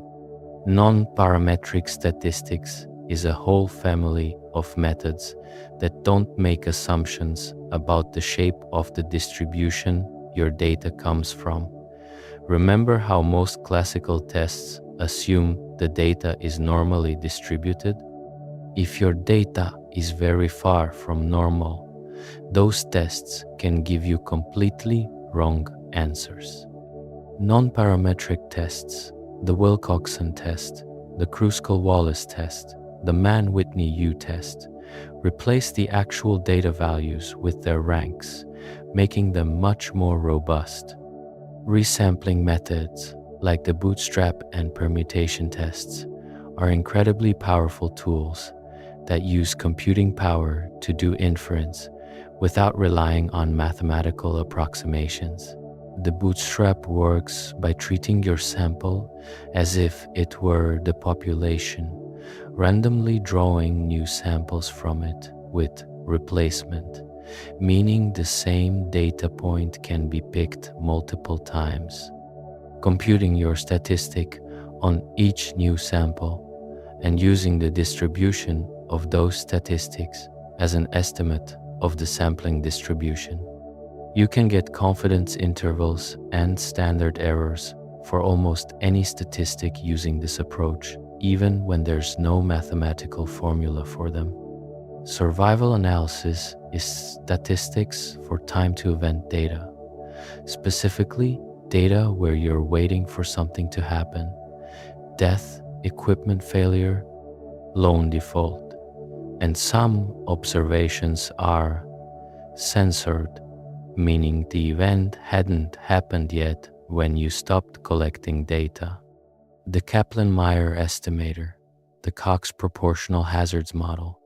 These are the workhorses of clinical trial analysis, engineering reliability testing, and credit risk modeling.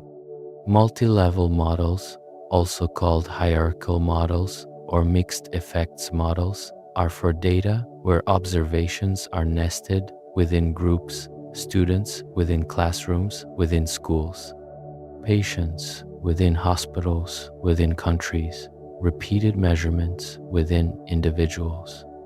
The observations within a group are correlated with each other, which violates standard regression assumptions. Multi-level models handle this by allowing the model parameters to vary across groups, partially pooling information across groups to get better estimates than you could get by analyzing each group separately. Structural equation modeling is a framework for testing complex theories about how multiple variables cause each other. Instead of just regressing one outcome on one or more predictors, you can specify a whole network of causal relationships and test whether the data is consistent with that network. It combines regression with factor analysis and path analysis into a single, unified framework. Causal inference deserves its own section because it's one of the most exciting developments in statistics in the last 30 years. The classical experimental design, randomize and measure, is still the gold standard for establishing causation. But in observational data, where you can't randomize, establishing causation is much harder. For a long time, statistics was largely silent on this. You could measure correlation, but you couldn't say anything about causation from observational data without making additional assumptions. That changed with the work of Judea Pearl, who developed a mathematical framework for reasoning about causation using directed acyclic graphs, DAGs. In a DAG, you draw arrows between variables to represent causal relationships. A causes B, B and C together cause D. The framework lets you figure out, given your causal assumptions, which statistical adjustments you need to make in your observational data to estimate causal effects. Pearl's framework also made precise what controlling for a variable means. Controlling for a variable can either help you estimate a causal effect or completely destroy your ability to estimate it, depending on the causal structure. There are cases where controlling for a variable that seems irrelevant creates a spurious association between two other variables, This is called collider bias or Bergson's paradox. The DAG framework lets you avoid these traps by thinking carefully about the causal structure before you analyze your data. Alongside Pearl's work, economists developed what they call the credibility revolution, a set of quasi-experimental methods for identifying causal effects from observational data. Instrumental variables take advantage of a variable that affects the treatment but only affects the outcome through the treatment. Regression discontinuity exploits arbitrary thresholds, like the cutoff score for a scholarship, where units just above and below the threshold are otherwise essentially identical. So, the treatment assignment is as good as random. Difference in differences compares changes over time in a treated group to changes over time in a control group, controlling for trends that would have happened anyway. Now, let's talk about where machine learning plugs into all of this. Machine learning is, at its heart, a collection of statistical methods aimed at prediction rather than inference. Classical statistics asks, what is the relationship between X and Y? And how confident are we in that estimate? Machine learning asks, given what we know about X, what's our best prediction of Y? This difference in focus, inference versus prediction, leads to very different approaches. In classical statistics, you want interpretable models with few parameters. You want to understand the mechanism. In machine learning, you just want the best possible prediction, even if it comes from a black box with a billion parameters that nobody can interpret. Linear regression is technically machine learning. It learns a mapping from inputs to outputs. Decision trees, which split data into branches based on if-then rules, are a form of statistical classification that's been around for decades. The novelty in modern machine learning is scale and complexity. Neural networks with many layers, random forests with thousands of trees, gradient boosting that trains models sequentially to correct the errors of previous ones. Random forests deserve a special mention because they're genuinely elegant. A single decision tree is notoriously unstable. Small changes in the data can produce completely different trees. Leo Breiman, a statistician at Berkeley, had this insight in 2001. What if instead of building one tree, you built hundreds of trees, each on a different random subset of your data and a different random subset of your variables, and then averaged their predictions? The individual trees would be noisy and a bit wrong, but in different ways. The averaging would cancel out the noise and leave you with a much more accurate and stable prediction. This technique, bagging plus random feature selection, is called a random forest, and it remains one of the most reliably accurate out-of-the-box prediction methods available. Gradient boosting is a different ensemble approach. Instead of building many independent trees and averaging, you build trees sequentially, where each new tree is specifically trained to fix the prediction errors of the previous trees. The gradient in gradient boosting refers to gradient descent, the same optimization technique used to train neural networks. You're descending the gradient of the loss function, but doing it by adding trees rather than adjusting weights. Gradient boosted trees, implemented in packages like XGBoost, LightGBM, and CatBoost, have dominated structured data competitions for years and are widely used in industry. Neural networks are a whole different beast. The basic idea, connecting simple computation units in layers, inspired loosely by the structure of the brain, has been around since the 1950s. But for decades, they were too computationally expensive to train deeply with many layers.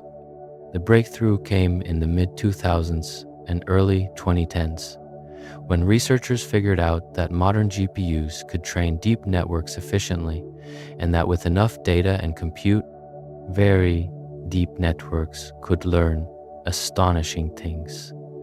Computer vision, speech recognition, natural language processing, all of these fields were transformed by deep learning within a few years. But all of these are built on top of statistical foundations. Backpropagation, the algorithm that trains neural networks, is essentially the chain rule of calculus applied to the objective function. The objective function itself is a statistical loss function, mean squared error for regression, cross entropy for classification. Regularization prevents overfitting. Validation sets prevent you from fooling yourself about performance. These are all statistical ideas that got repurposed in a machine learning context. The frontier now is in uncertainty quantification, getting machine learning models to not just make predictions, but tell you how confident they are in those predictions. Bayesian deep learning tries to put probability distributions over the weights of neural networks, giving you full posterior distributions over predictions.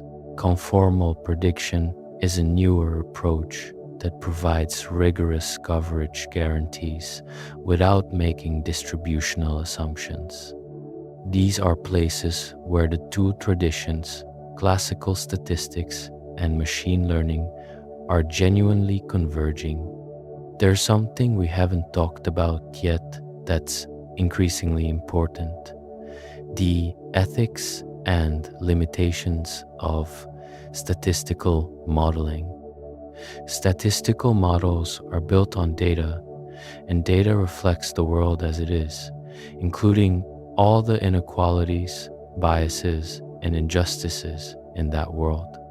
A hiring algorithm trained on historical data will encode historical discrimination. A recidivism prediction model trained on data from a criminal justice system that treated different groups differently will produce different predictions for different groups, and those predictions will be used to make decisions about bail and sentencing, perpetuating the original disparities. A facial recognition system trained mostly on images of one demographic will perform worse on other demographics. These are not bugs in the statistics, they are features of the data. The statistics is working exactly as designed. The problem is that the data is contaminated by historical injustice, and then the model is used in a way that reinforces it.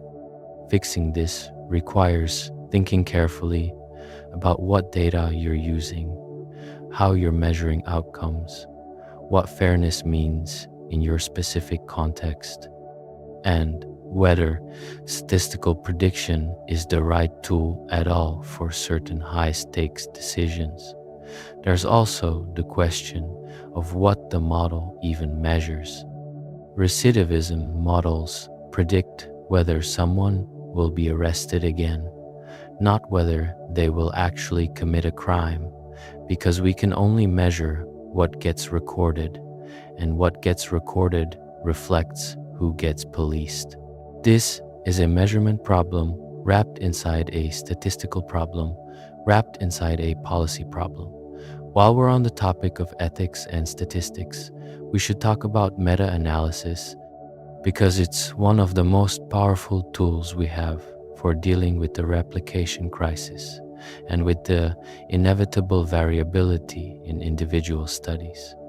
A meta-analysis takes all the studies ever done on a particular question.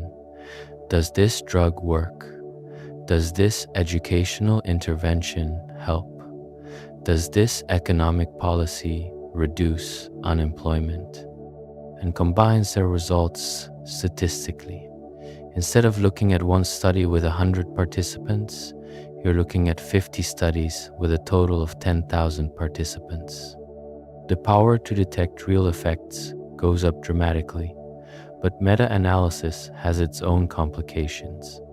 If you only analyze published studies, you're missing all the studies that were done and found no effect, because journals are much more likely to publish positive results than null results. This is called publication bias, and it can make your meta-analysis dramatically overstate the size of an effect. Funnel plots, graphs that plot effect size against sample size, are one tool for detecting publication bias. If all the small studies happen to find large effects and only the large studies found small effects, something is probably off. Randomized controlled trials, the gold standard experiments Fisher invented at Rothamsted, have transformed medicine. Before clinical trials, medicine was mostly based on expert opinion and tradition. Doctors would use treatments because they'd always used them, not because there was any systematic evidence they worked. The introduction of the placebo-controlled, double-blind, randomized trial changed everything. In a double-blind trial, neither the patient nor the doctor knows who's getting the real treatment and who's getting the placebo. This controls for the placebo effect, the well-documented phenomenon where people get better just because they believe they're being treated, and also for the doctor's tendency to pay more attention to patients they know are being treated. The systematic use of clinical trials since the mid-20th century has produced an evidence base for medicine that didn't exist before. We know that aspirin prevents heart attacks not because doctors intuited it, but because trials proved it. We know that antibiotics work for bacterial infections, but not viral ones. We know that bloodletting, which doctors practiced for thousands of years, made patients worse, not better. Statistics gave medicine the ability to actually test what worked. And there's something almost poignant about that last example. Bloodletting killed countless people over millennia because nobody ran the numbers. Nobody did the systematic comparison. Nobody asked, do people who get bled recover better or worse than people who don't? Statistics, when properly applied, has the power to save lives just by replacing confident ignorance with careful measurement. There's one more crucial concept we should cover before we move to the future: external validity and the problem of who your data represents. A concept that's gotten a lot of attention in psychology and social science is WEIRD, an acronym for Western, Educated, Industrialized, Rich, Democratic.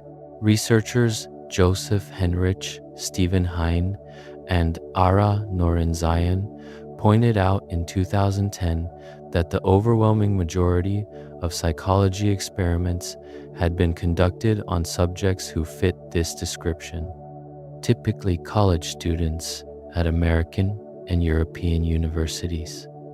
These people are not representative of humanity. They are in some ways among the most psychologically unusual people on the planet. Studies on visual perception, moral reasoning, spatial cognition, and social behavior have found dramatically different results in non-weird populations when researchers actually checked. The Müller-Lyer illusion, one of the most famous optical illusions, where two lines of equal length look different because of arrowheads on the ends, turns out to be much weaker among people who didn't grow up in environments full of right angles and straight lines. In communities without rectangular buildings and roads, the visual system learns different things, and the illusion mostly doesn't work. This is a statistical problem. The sample was biased toward a specific type of person, and the conclusions were incorrectly generalized to all of humanity for decades. Medicine has its own version of this. For a long time, the standard participants in clinical drug trials were young white men. Women were frequently excluded because their hormonal cycles were thought to complicate the data. The result was that drugs were approved and doses were set based on how they worked in men, and women were given those doses without any systematic evidence that they were appropriate. In 2013, the FDA finally required that sleep aids like Ambien be dosed differently for women after it emerged that women metabolized the drug more slowly and were showing up for morning commutes still half asleep at levels that were supposedly safe. All of this is to say, the sample you choose is not a neutral, technical decision. It is a decision with consequences, and those consequences fall unevenly on people who were excluded from the original data. Let's now look at some of the most interesting recent developments and where the field is going. Causal machine learning is an emerging field that tries to combine the predictive power of machine learning with the causal rigor of modern causal inference. Instead of just predicting what will happen, these methods try to estimate what would happen if you intervened, which is the question that actually matters for decision making. You don't just want to know that users who see feature A tend to convert more.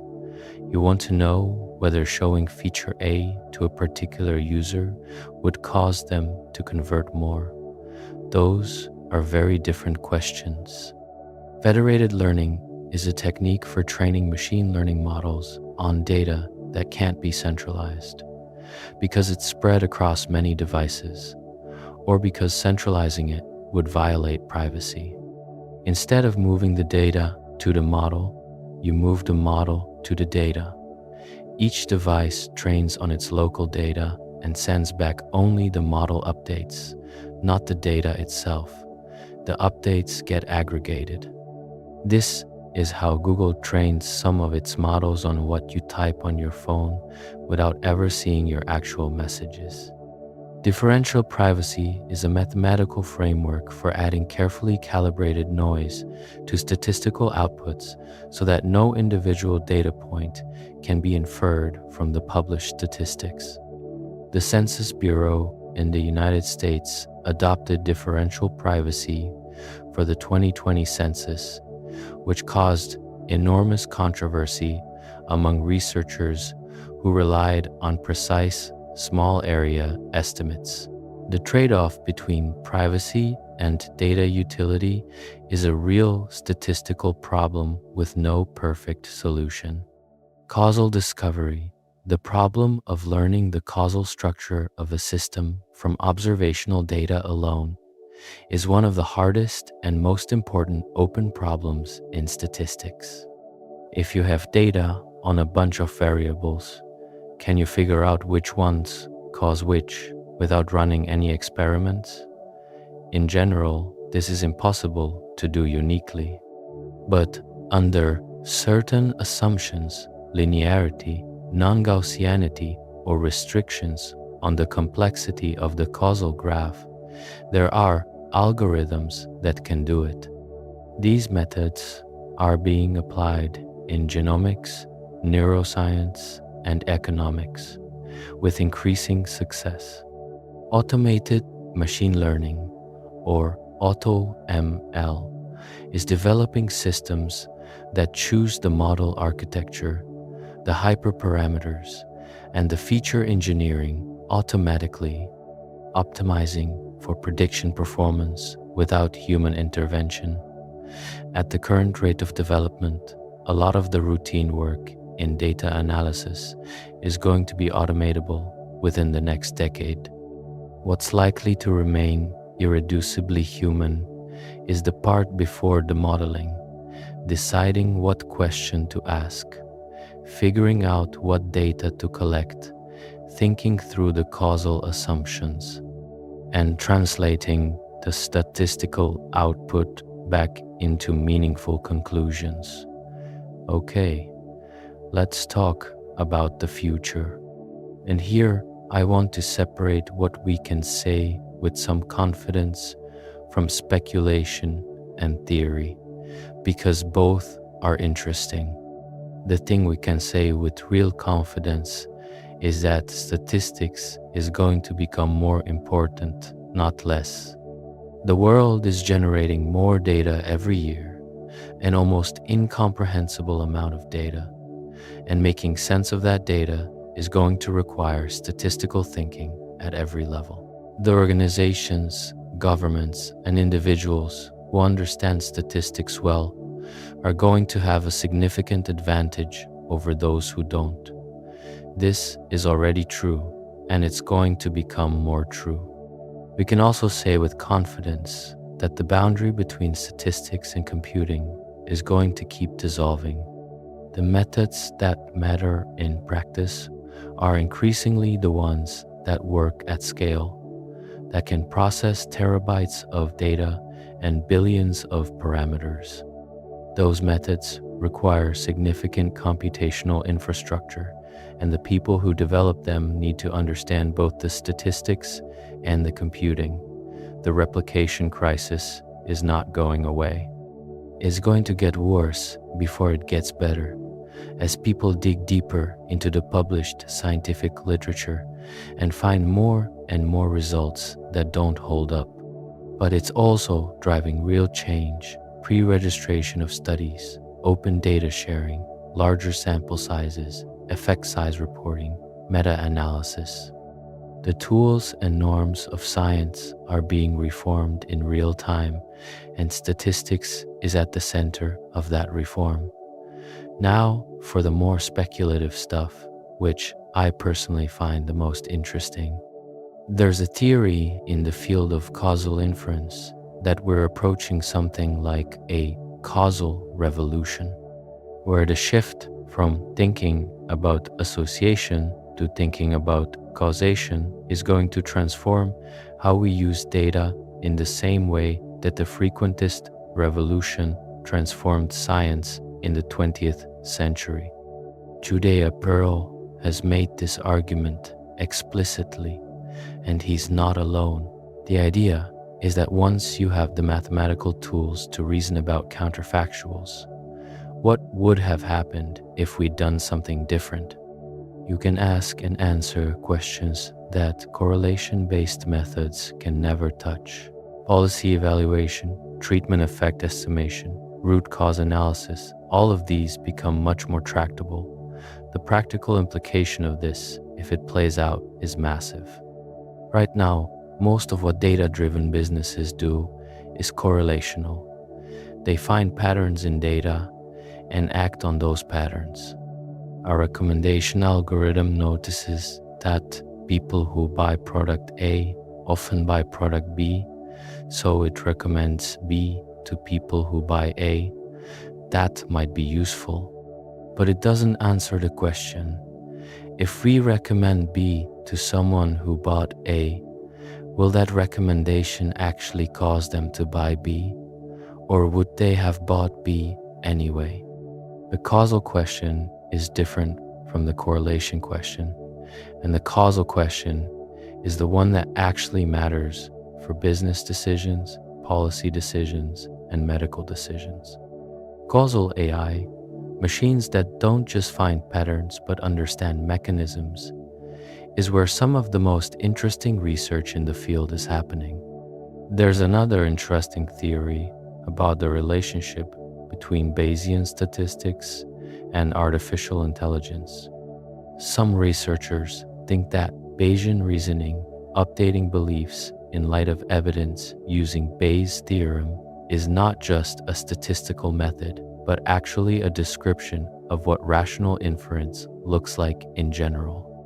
And if that's true, then building AI systems that reason well should involve making them more Bayesian. Current large language models are not really Bayesian. They don't maintain explicit probability distributions over hypotheses. They don't update in a formally coherent way. But some researchers believe that the next generation of AI systems might move in that direction, combining the pattern recognition power of neural networks with the uncertainty, quantification, and principled updating of Bayesian inference. Carl Friston, a neuroscientist at University College London, has developed a theory called active inference that's based on this idea. His claim is that the brain itself operates as a Bayesian inference engine, constantly generating predictions about sensory input and updating those predictions based on incoming evidence, with perception and action both being forms of minimizing prediction error. If this theory is right, then Bayesian statistics isn't just a mathematical tool, it's the operating principle of intelligence itself. Building artificial general intelligence might be less about scaling up neural networks and more about building systems that reason in explicitly probabilistic ways about the world. There's also serious research happening on the limits of what statistical prediction can do.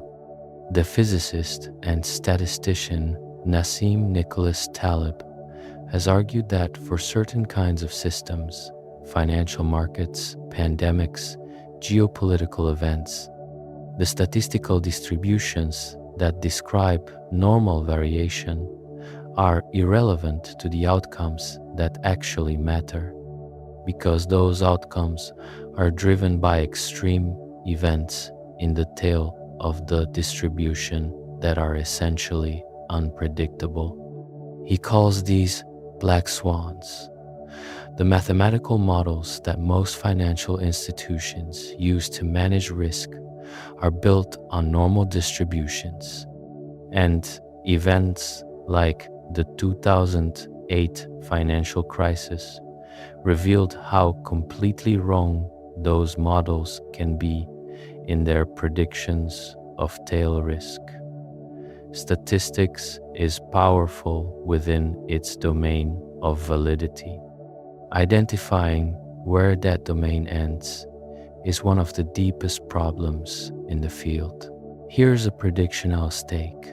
Within the next 20 years, we're going to see the emergence of what might be called statistical epistemology as a mainstream discipline. The formal study of what we can and can't know from data, and under what assumptions and how those assumptions should be chosen.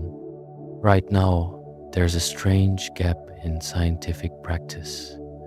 We have incredibly sophisticated methods for analyzing data, but very little systematic thinking about what data is appropriate to collect in the first place. What questions can be answered from data alone versus what requires additional theoretical input, and how to communicate statistical uncertainty honestly to non-statisticians who have to act on it.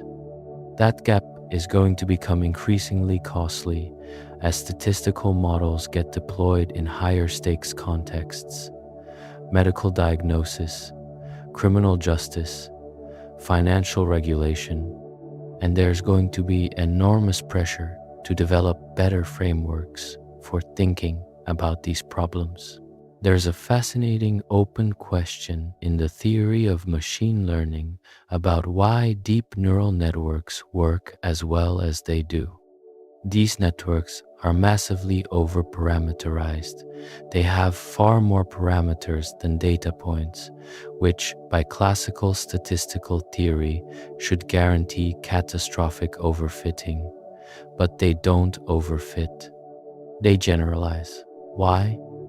There are several competing theories: implicit regularization from the structure of gradient descent, something called the lottery ticket hypothesis. The idea that large networks contain many small, well-performing subnetworks, and training selects the best one. The double descent phenomenon, where model performance actually improves after an initial overfitting phase as you add more parameters, but no fully satisfactory explanation yet. Getting a theoretical understanding of why deep learning works would be a major breakthrough in statistical theory. It would tell us something profound about the nature of learning from data. There's also the question of what happens when the data itself is generated by AI systems. Right now, the internet is increasingly filling up with AI-generated content. Language models are trained on text from the internet. As more and more of that text is written by language models, the next generation of models will be trained on increasingly AI-generated data.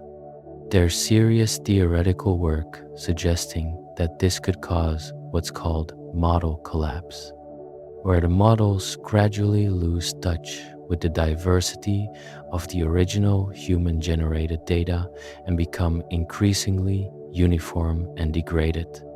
Preventing this and understanding the statistical dynamics of models that are trained on data they partly generated is a completely new problem with no good answers yet. Finally, there's the question of what happens to statistics as a discipline when AI systems can essentially do the analysis automatically. Right now, a lot of statistical practice involves choosing models, running analyses, interpreting outputs. AI is already beginning to automate parts of this pipeline, but the part that probably can't be automated, at least not for a very long time, is the part that involves understanding what question you're asking, deciding whether that question is even a good one, and connecting the statistical output back to the human situation that generated the data. That interpretive, contextual, ethical layer of statistical practice is irreducibly human.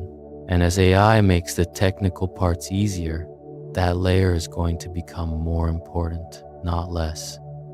The deeper you go into statistics, the more you realize it's not really about math. The math is the easy part. The hard part is figuring out what question to ask, what data is relevant to that question, what assumptions you're making and whether they're justified, and what the answer means for people in the real world. Those are not mathematical questions. They're philosophical and ethical and human questions. And that's exactly why statistics, in its current form, is just getting started. So, here's where we've been.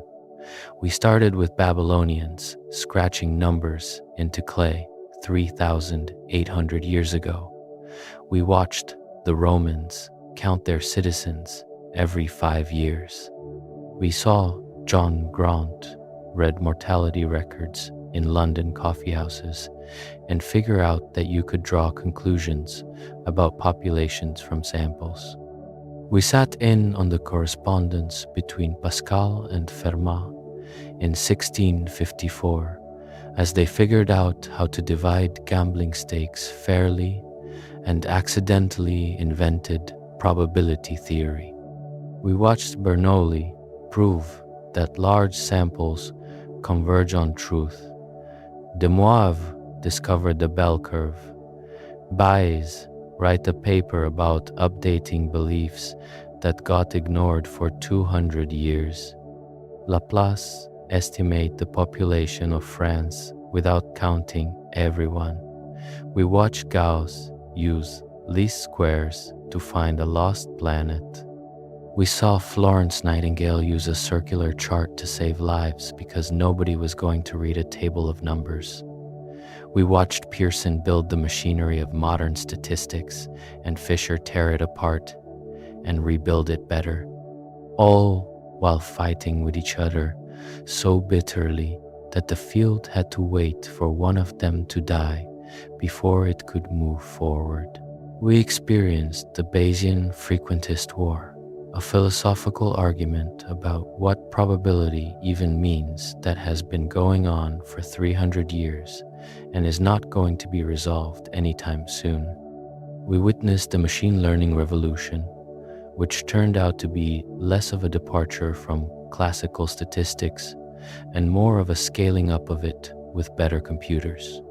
We looked at the replication crisis, which turned out to be less about statistics being wrong and more about statistics being misused by people under enormous pressure to produce positive results.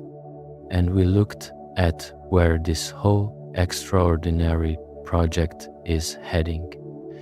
The story of statistics is the story of humanity trying to be honest about what it doesn't know.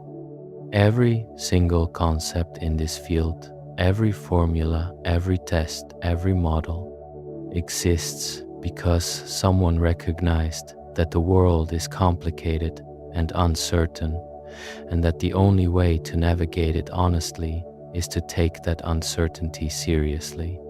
The alternative is to pretend you know things you don't, which is tempting and comfortable and has killed a staggering number of people throughout history. The blood that was let, the drugs that weren't tested on women, the buildings designed without considering the people who would actually live in them, the policies built on studies that only enrolled one kind of person, the financial models that said the crisis was impossible. Every one of these failures has a statistical component, a moment where someone chose certainty over rigor, where the incentive to have an answer overwhelmed the honesty to say, "We don't know." Statistics is the only discipline that has "I don't know." And here is exactly how much I don't know as a valid and respected answer. The confidence interval, the error bar, the credible interval, these are formalized ways of saying, I looked at the data as carefully as I could, and this is my best estimate, and this is how wrong I might be. In a culture that rewards confidence and punishes uncertainty, that is a radical act. Go learn statistics, not just the formulas, the philosophy, the history, the arguments, the failures. Know why the p-value became what it became and why it's been causing problems ever since.